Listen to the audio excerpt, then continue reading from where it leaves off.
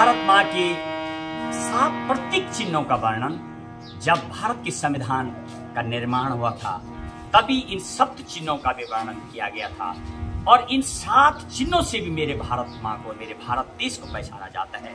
उसका वर्णन करेंगे 7, खास तौर पर 21 7 चीजों का हम वर्णन करेंगे यहाँ पर और धुन देंगे मेरे मार्गदर्शक मामा जी श्लोक का जो है भारत माँ के प्रतीक चिन्हों का वर्णन।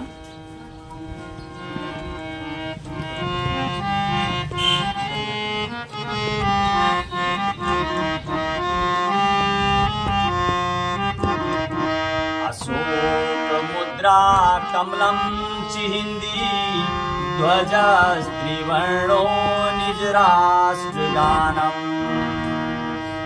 व्याघ्रो मयूरस्य भवन्ति सप्त राष्ट्रीय चिन्हानि तु भारतस्य धन्यो भारतवर्षोऽयं धन्य भारत संस्कृति अत्रैक्य जना धन्या धन्या चेकत्व भावना। और आइए भारत देश के आज उन 7 प्रतीक चिन्हों का वर्णन करें जिससे मेरे भारत और मेरे भारत देश को पूरे विश्व में जाना जाता है। और साथ ही साथ आज आपको बताएंगे 7 उन लोगों के नाम जिनकी इस संविधान को लिखने में अहम भूमिका रही है। पांडुलेखन मसौदा समिति और पांडुलेखन समिति ड्राफ्टिंग कमेटी के 7 सदस्यों के नाम बताएंगे। 7 उन लोगों के नाम बताएंगे जिन्होंने सबसे पहले भारत के संविधान को लिखने की मांग की थी, जिन्होंने ये सपना देखा था, ये इस भारत देश के लिए एक संविधान निर्माण की बातें की थी, उनके बारे में बताएंगे आपको। साथ ही 7 उन अंग्रेजों के नाम बताएंगे जिन्होंने इस भारत देश के लिए संविधान सभा का जब गठन किया गया था उनकी भूमिका का नाम बताएंगे आपको। और 7 ऐसे निर्माण के लोग जिनकी बहुत अहम भूमिका रही, उन तमाम चीजों पर आज प्रकाश डालेंगे। और सबसे पहले इस श्लोक का जो 7 प्रतीक चिन्ह है जिनसे भारत देश को जाना जाता है, क्योंकि जब संविधान का निर्माण हुआ उसी समय इन सब चिन्हों का निर्माण हुआ। जैसे कि अशोक मुद्रा कमलम चिहिंदी, अशोक मुद्रा और पुष्पों में कमल जो राष्ट्रीय पुष्प कमल है, और साथ में हिंदी भाषा, वो भाषा जिसको दुनिया के 140 करोड़ से अधिक लोग बोलते हैं, यानी अशोक मुद्रा, कमल का पुष्प और हिंदी भाषा। ध्वजस्त्रिवर्णो निज राष्ट्र गानम, और 3 वर्णों से सुसज्जित तिरंगा, मेरी भारत माँ का जो तिरंगा है, और राष्ट्रीय गान में जन गण मन। ये जो 3 कलर भारत का जो तिरंगा है, अलग अलग शांति का प्रतीक और समृद्धि का प्रतीक, ये तमाम और जो कलर हैं तिरंगा की, यानी अशोक मुद्रा, कमल का पुष्प, हिंदी भाषा और तिरंगा और राष्ट्रीय गान 5। और अगला व्याघ्रो मयूरस्य भवन्ति सप्त, व्याघ्रो का मतलब बाघ। बाघ को दिखाने का मीनिंग ये है, वो एक फुर्ती का प्रतीक। और साथ ही साथ जो राष्ट्रीय पशु बाघ है वो कभी भी किसी का शिकार खाया हुआ नहीं खाता है। वो भी एक हमें सीख देता है कि हम जब जीवन में परिश्रम करें, कठिन परिश्रम करके, तप करके, अपने बल पर जो भी आप करते जीवन में, वो हमें शिक्षा देता है। इसीलिए इसको राष्ट्रीय पशु बाघ का यहाँ पर आपको दृष्टांत दिया गया है। और साथ ही मयूरस्य भवन्ति सप्त, और राष्ट्रीय पक्षी मोर, उसका जो कलर है जब वो नाचता है, अनेक कलर जो उसके पंख में होते हैं, वो पंख और उसका जो नाच का दृश्य है, मन मुग्ध से नाचता है। यानी उसके जब वो पंख अपने फैलाता है एकदम खुश भाव से, ये हमें ये संदेशा देता है कि हमें भी जीवन में आप जो भी कार्य करते हैं समाज के लिए करें, समाज में उसका गुणगान हो, समाज का उसमें हित हो।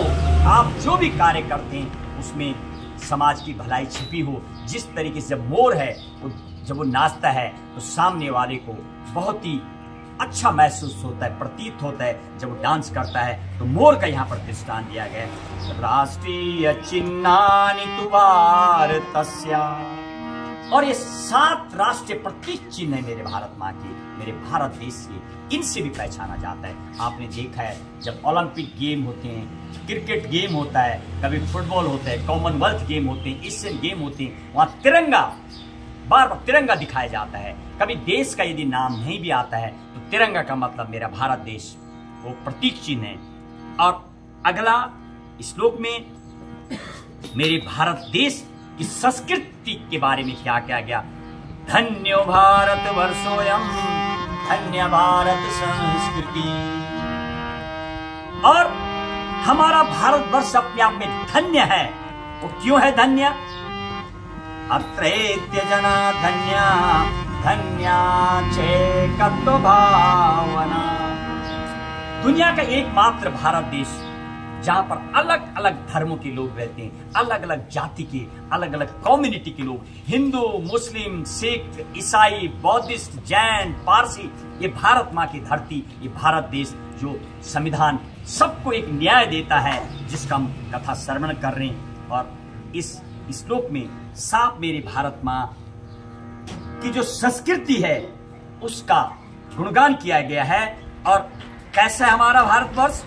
जहां पर कि लोग अनेकता में एकता के भाव में रहते हैं और साथ ही साथ एक भावना में रह करके देश की सेवा में सतत लगे हुए हैं। यानी धन्य है।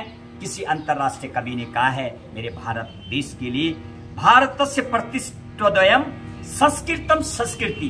भारत देश को विश्व में उसकी संस्कृति और संस्कृत भाषा और संस्कारों के लिए जाना जाता है। 3 यानी संस्कृत जो दुनिया की सबसे वैदिक भाषा है, यानी भाषाओं की जननी कहा जाता है संस्कृत को। यूनान की भाषा, यूनानी और संस्कृत सबसे पुरानी भाषा है। हमारे काव्य, ग्रंथ, वेद, ये तमाम जो संस्कृत में लिखे गए हजारों वर्ष पूर्व ये भी दिखाते हैं। यानी हमारी जो संस्कृत भाषा है इसको जननी कहा जाता है। ब्रह्मांड की जब उत्पत्ति हुई तो संस्कृत भाषा की उत्पत्ति हुई। तीनों चीज को धन्य कहा जाता है, विश्व में पहचाना जाता है। संस्कृत भाषा, संस्कार और संस्कृति मेरे देश की, जो बड़ों के पैरों को टच पीट करना, आदर करना, पुरानी जो हमारी विरासत है उसको संजो के रखना, ये तमाम चीजें जो संस्कृति मेरे देश की, इसको धन्य कहा गया। यानी संस्कृत, संस्कृति और संस्कार। आइए अब हम उन 7 चिन्हों का भी वर्णन करेंगे आगे। 7 का जो खास तौर पर बात करूं, 7 की यदि मैं उस टाइप की व्याख्या करूं, सूर्य भगवान की 7 कलर, 7 रंगों का जो इंद्रधनुष होता है, 7 दिनों का सप्ताह होता है, 7 दिन सप्ताह में दिन होते हैं, शादी में 7 दिन होते हैं। और यदि में क्रिकेट बहुत लोकप्रिय गेम है, 7 ट्रॉफी जीती अभी तक भारत ने। 7वां नंबर पड़ता है मेरी भारत माँ का विश्व में। यदि मैं क्षेत्रफल की बात करूं, 7 country, Bangladesh, China, Pakistan, Kazakhstan, Nepal, Bhutan, ये 7 देश बाउंड्री साझा करते मेरे भारत देश से। और 7वां में संविधान की यदि बात करूं तो 7वां संविधान निरस्त किया गया है। ये पर मैं आपको अब ले चलता हूं, संविधान की हम बातें करेंगे। 7 उन लोगों के नाम जिन लोगों की अहम भूमिका रही संविधान को लिखने में। और संविधान की यदि मैं बात करूं, संविधान जब वो आरंभिक में यदि बात करूं, यानी सबसे मुख्य जिन लोगों के नाम हैं वो 7 डॉक्टर भीमराव अंबेडकर, जो पांडुलेखा समिति, मसूदा समिति और जो प्रारूप समिति थी उसके अध्यक्ष थे डॉक्टर भीमराव अंबेडकर, जो और फिर बेनिगल नरसिम्हा राव जो ड्राफ्ट तैयार करते थे, कॉन्स्टिट्यूशनल लीगल एडवाइजर थे वो, उनके द्वारा तैयार किया जाता था, फिर वो अंबेडकर को सौंपते थे। यानी डॉक्टर भीमराव अंबेडकर, बेनिगल नरसिम्हा राव और तीसरा नाम डॉक्टर राजेंद्र प्रसाद, जो संविधान सभा जब बैठती थी, 299 लोगों की जो सभा जब बैठती थी, उसका जो संविधान सभा का नेतृत्व करते थे डॉक्टर राजेंद्र प्रसाद करते थे। और जब संविधान तैयार हो गया, फिर उस पर ये विचार किया गया, इसको लिखे कौन अपनी हाथ की लेखनी से। इटालिक में जो लिखने वाले प्रेम बिहारी नारायण रायजादा, ये चौथा नाम। पांचवा नाम शांति निकेतन के 2 कलाकार जिन्होंने उस संविधान की जो मूल पुस्तक है हेलियम बॉक्स में जो संसद भवन में रखी गई है, उसमें जो कलाकारी की गई है कला, उसका जो 5वां नाम है वो राम मनोहर सिन्हा और नंदलाल बोस। 6 नाम आपको बताए। और 7वां नाम जब तैयार हो गई तो प्रेम बिहारी नारायण रायजादा ने, जब उसकी कीमत पूछी गई, क्योंकि यदि मैं संविधान को लेके बातें करूं तो संविधान को जो लिखने का समय की बात करूं उस पर भी आगे चर्चा करेंगे। 63,96,729 रुपये उसमें लगे थे, ओवरऑल लगभग 64 लाख रुपए। तो लिखने की जो कीमत उन्होंने मांगी, उन्होंने सिर्फ ये शर्त रखी, जब सरदार वल्लभ भाई पटेल और राजेंद्र प्रसाद साथ में पंडित जवाहरलाल नेहरू जब वहाँ पहुँचे तो उन्होंने बोला कि हर पेज पे मेरा नाम होगा प्रेम बिहारी नारायण रायजादा का, और आखिरी में मेरे दादाजी, मेरे गुरु दादा मास्टर राम प्रसाद सक्सेना का नाम होगा। यही उनकी फीस थी। और आज भी अब आप संविधान पढ़ेंगे तो हर पेज में प्रेम बिहारी नारायण रायजादा का नाम और आखिरी पेज में मास्टर राम प्रसाद सक्सेना, उनके दादाजी का नाम लिखा गया। धन्य है वो जो आज मेरी इस भारत देश, विधि का देश है हमारा देश, संविधान से चलता है मेरा देश। यदि आप मैं विश्व की बात करूं, कुछ प्रसिद्ध देश जैसे जापान, भारत, इस संविधान से चलते हैं, यानी संविधान के सुपरमैसी मेरे भारत देश में विधि से चलता है मेरा देश। और यदि आप अमेरिका की बात करेंगे तो अमेरिका जो है, जो वहाँ का सुप्रीम कोर्ट के सुपरमैसी है वहाँ पर, उससे देश चलता है। और यदि मैं ब्रिटेन की बात करूँ तो वहाँ पर संसद की सुपरमैसी है, संसद से चलता है देश। अलग अलग देश की अलग व्यवस्था। और आगे अगले सत्र में अब हम आपको उन 7 लोगों का भी नाम बताएंगे जिन्होंने सबसे पहले इसकी डिमांड की थी संविधान लिखने की।